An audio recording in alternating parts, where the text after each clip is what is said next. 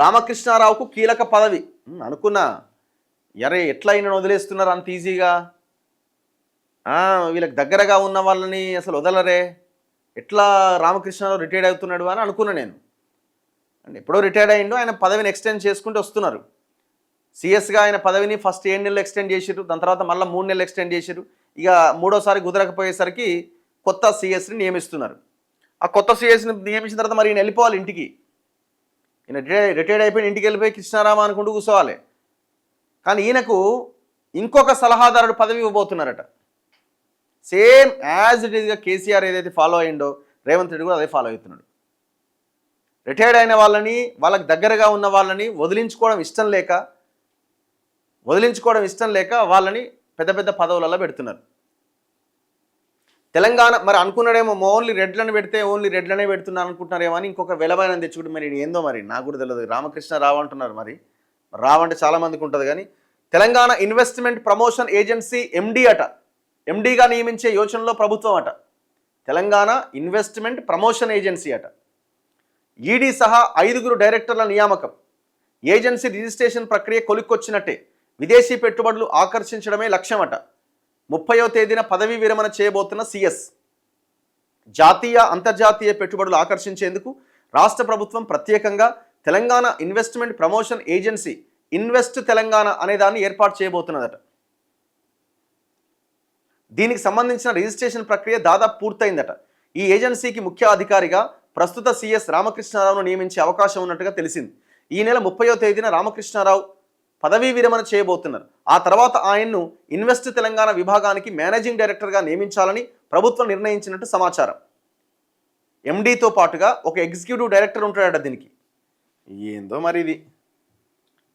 అంటే ఇప్పుడున్న అధికారులు ఇన్వెస్ట్మెంట్స్ తేవడంలో సరిగ్గా పనిచేయట్లేదా? ఇప్పుడున్న వ్యవస్థ సరిపోవట్లేదా? దానికి సపరేట్గా ఇంకొక వ్యవస్థ కావాల్సిన అవసరం ఉన్నదా?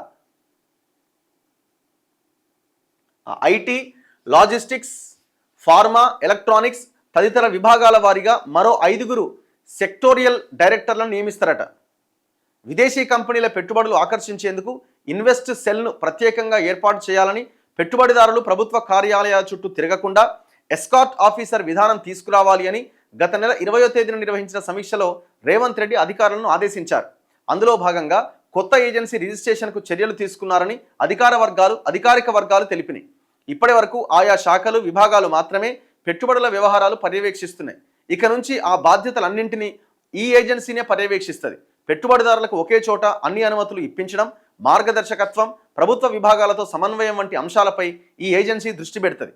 పెట్టుబడులు పెట్టే కంపెనీలకు ప్రోత్సాహకాలు అందించేందుకు తమిళనాడు, గుజరాత్, మహారాష్ట్ర, ఆంధ్రప్రదేశ్ వంటి రాష్ట్రాలు పోటీ పడుతున్నాయి. ఇటీవల టెస్లా కంపెనీ ఏర్పాటు విషయంలో కూడా మహారాష్ట్ర, తమిళనాడు, ఏపీ, తెలంగాణ రాష్ట్రాలు పోటీ పడ్డాయి. ఇలాంటి వాతావరణంలో కంపెనీలు రాష్ట్రానికి తీసుకురావాలంటే ప్రత్యేక ఏజెన్సీ ఉండాలని ప్రభుత్వం భావిస్తున్నది. తద్వారా ఆయా కంపెనీలు త్వరగా పెట్టుబడులు పెట్టే ఆస్కారం ఉంటుంది.